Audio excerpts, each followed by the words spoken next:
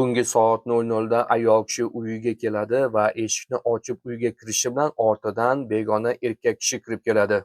Birozdan keyin ikkinchi erkak kishi ham xonadon eshigiga yaqinlashadi. Bu videodan keyin uyingizdagi eshikni doim qulflab yurasiz. Begona erkak kishi eshikni ochmoqchi bo'ladi, ammo eshikni yopiqligini ko'rib, eshikni taqillatishni boshlaydi. Xonadon egasi eshikni ortida ikkita begona erkak kishi turganini ko'rib, vahimaga tushib qoladi va qo'rqib ketadi. Ayol kishi qo'rqqaniga qaramasdan, u tezda va to'g'ri qaror qabul qildi. U bor ovozda "Bu yerdan yo'qollaring, aks holda politsiya chaqiraman" deb baqirib o'tdi. Ayol kishining baqirganini eshitgan ikkita begona erkak kishi voqea joyidan darhol qochib ketishadi.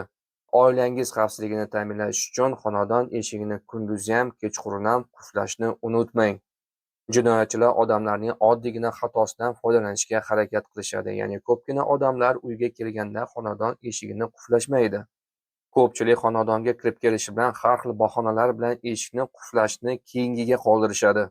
Unutmang, birinchi qavat xonadon derazalarida doimo panjara o'rnatilgan bo'lishi, eshik esa temirdan bo'lishi kerak.